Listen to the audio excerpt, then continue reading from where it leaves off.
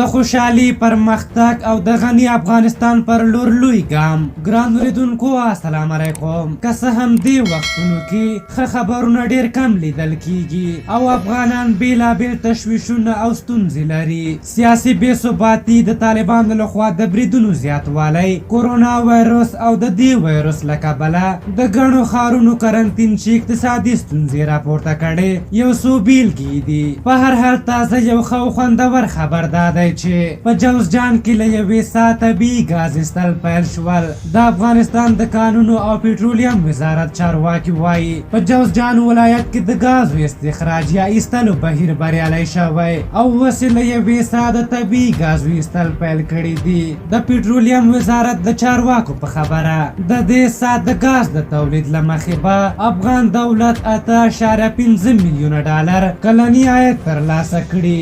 د دې وزارت ویاند عبدالقبیر متفي وایي د ګاز او تیلو د موندلو لپاره د جوزجان ولایت یتیم تاک ساحه کې له دې څخه د ګازو پر ایستلو بریالي شول. د کانونو او پټرولیم وزارت په خپله فیسبوک پاڼه هم له 32 شمېرې څخه د ګازو ایستلو د لړۍ خبره شوې او هم زیاته شوې چې ټاکل شوي په دې سیمه کې پر 46 شمېره څخه هم کار پیل شي. د یادولو ده چې افغانستان اسیا کې د طبیعي زیرمو له اړخه بډایه هیواد دی چې پر زیرمو یې ډېر لاس نه دی وهل شوی. افغانستان کې داسې 1400 ځایونه په نښه شوي چې ویل کېږي طبیعي زیرمې پکې شته.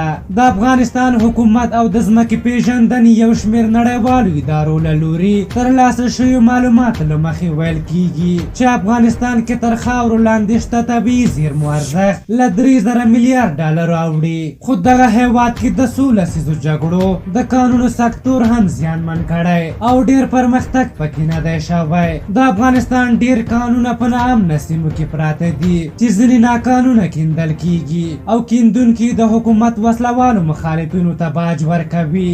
لنډۍ په دې چې افغانستان هر څه لري او یوازې څو کلونو کې کولی شي په ځان بسیا او حتی په یو اقتصادي قدرت بدل شي. خو لوی خنډونه روانه جګړه او دا یو څو سیاسون دي چې تل ستونزې جوړوي او د شخصي ګټو لپاره د پرمختګ مخه نیسي. په هر حال اخر کې له ولسمشر غني مننه کوو چې دومره لوی ګام یې اخیستی او د هڅو قدرداني کوو او د دې کارونو تداوم ترې غواړو او له وسلوالو مخالفینو او دغه څو سیاسونو غواړو چې نور د خدای لپاره پرېږدئ چې دغه هیواد په خپلو پښو ودرېږي او د نورو له محتاجۍ خلاص شي. په هر حال تاسو د دغې موضوع په هکله څه نظر لرئ؟ خپل نظرونه مو راته په کومنټ کې ولیکئ. که زموږ ویډیو مو خوښه شوې وي ضرور لایک کړئ. تر بلې ویډیو مو په لویه بخښونکي خدای سپارم. د الله په امان.